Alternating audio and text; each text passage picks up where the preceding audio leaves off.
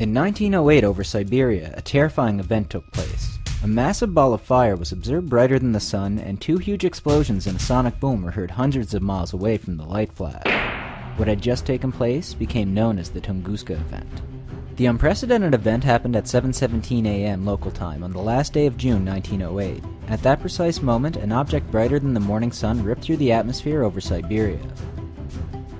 A witness trainload of passengers on the Trans-Siberian Railway stared in horror as the massive fireball roared through the clear blue skies at a phenomenal velocity of around 1 mile per second. The sonic boom given off by the sky invader shook the railway track. The mysterious fiery object thundered north. The terrified train passengers watched with amazement as the overhead danger became fainter, and many of them looked out the windows of the carriages and watched the vapor trail with disbelief. The blast was 1,000 times more powerful than the atomic bombs dropped on Hiroshima and Nagasaki, and generated a shockwave that knocked people to the ground 100 miles from the epicenter. Eyewitnesses recalled a brilliant fireball resembling a flying star plowing across the cloudless June sky at an oblique angle. One witness reports, "At that moment I became so hot that I couldn't bear it, as if my shirt was on fire. I wanted to tear off my shirt and throw it down, but then the sky slammed shut. A strong thump sounded, and I was thrown a few yards," he said. To many, this event, the biggest space impact of modern times, serves as a reminder of the continuing threat posed to our planet by objects from space. If the Tunguska impactor had exploded over a major city such as London, the death toll would have been up in the millions. It would have been total devastation, and this would have been the case had the object entered the atmosphere either 2 hours before or 2 hours after. The trajectory would have indeed flattened a highly populated area. There was little scientific curiosity about the incident at the time, possibly due to the isolation of the Tunguska region. If there were any early expeditions to the sites, the records likely would have been lost during the subsequent chaotic years: World War I, the Russian Revolution of 1917, and the Russian Civil War. The first recorded expedition arrived at the scene more than 13 years after the event in 1921 to discover the sheer devastation that had taken place. 90 million trees and some 800 square miles of forest were completely flattened, enough to wipe London off the map. During the next 10 years, there were 3 more expeditions into the area and no impact crater was ever found. It was suggested that it was an asteroid airburst event. In 1930, the British astronomer F.J.W. Whipple suggested that the Tunguska body was a small comet, a comet also referred to as a dirty snowball. It is composed of dust and volatiles such as water, ice, and frozen gases, and could have been completely vaporized by the impact with Earth's atmosphere, leaving no obvious traces. The comet hypothesis was further supported by the glowing skies observed across Europe for several evenings after the impact. In London, they were able to play cricket matches through the night, and newspaper print could be read in Paris with unaided light sources, possibly explained by the dust and ice that had been dispersed by the comet's tail across the upper atmosphere. This hypothesis gained a general acceptance among Soviet Tunguska investigators by the 1960s. In 1978, a Slovakian astronomer suggested that the body was a fragment of the comet Encke. This is a periodic comet with an extremely short period of 3 years that stays entirely within the orbit of Jupiter. It is also responsible for the Beta Tauridus, an annual meteor shower with the maximum activity around the 28th and 29th of June. The Tunguska event coincided with the peak activity of that shower, and the approximate trajectory of the Tunguska object is consistent with what would be expected from a fragment of the comet Encke. It is now known that bodies of this kind explode at frequent intervals tens to hundreds of kilometers above the ground. Military satellites have been observing these explosions for decades. Other theories in popular culture suggest a UFO got shot down and crash-landed, much like a science fiction story. The Tunguska event is the strongest, but not the only example of an unobserved explosion event. Although significantly smaller, the 1930 Curuca River event in Brazil was a similar explosion of a superbolide that left no clear evidence of an impact crater. Modern developments in infrasound detection have reduced the likelihood of undetected airbursts in the future.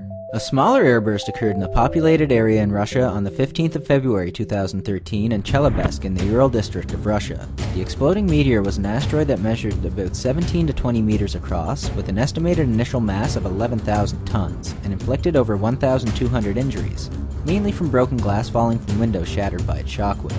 Over a century later, some still debate the cause and come up with different scenarios that could have caused the explosion, but the generally agreed upon theory is that on the morning of June 30th, 1908, a large space rock about 120 feet across entered the atmosphere of Siberia and then detonated in the sky.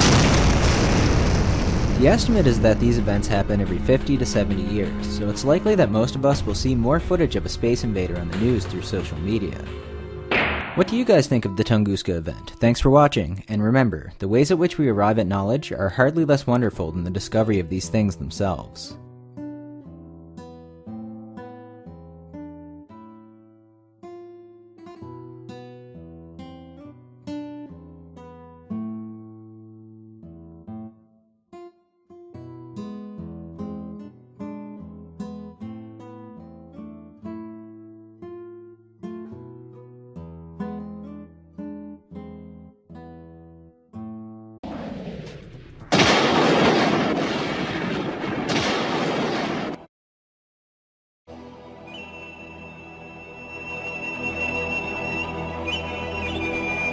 Was the Tunguska event a weapon too terrible to describe? The French ship Iena blew up in 1907.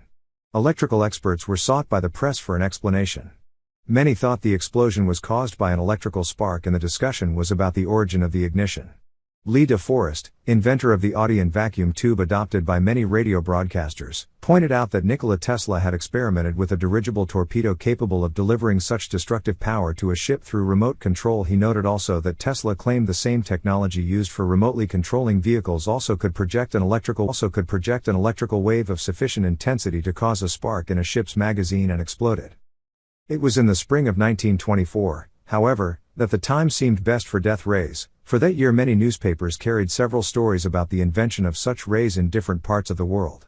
Harry Grindle Matthews of London lead the contenders in this early Star Wars race. The New York Times of May 21 had this report. Paris, May 20. If confidence of Grindle Matthew, SIG, inventor of the so-called diabolical ray, in his discovery is justified, it may become possible to put the whole of an enemy army out of action, destroy any force of airplanes attacking a city, or paralyze any fleet venturing within a certain distance of the coast by invisible rays. Grindle Matthews stated that his destructive rays would operate over a distance of 4 miles and that the maximum distance for this type of weapon would be 7 or 8 miles.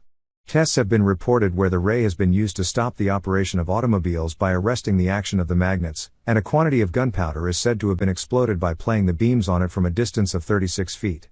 Grindle Matthews also was able to electrocute mice, shrivel plants, and light the wick of an oil lamp from the same distance away.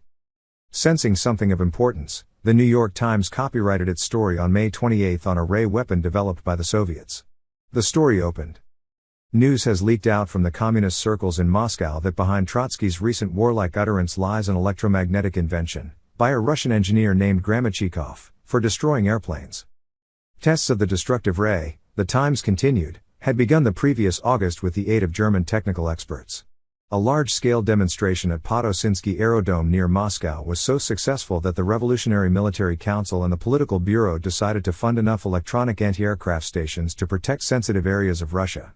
Similar, but more powerful, stations were to be constructed to disable the electrical mechanisms of warships. The commander of the Soviet Air Services, Rosenholz, was so overwhelmed by the ray weapon demonstration that he proposed to curtail the activity of the air fleet, because the invention rendered a large air fleet unnecessary for the purpose of defense.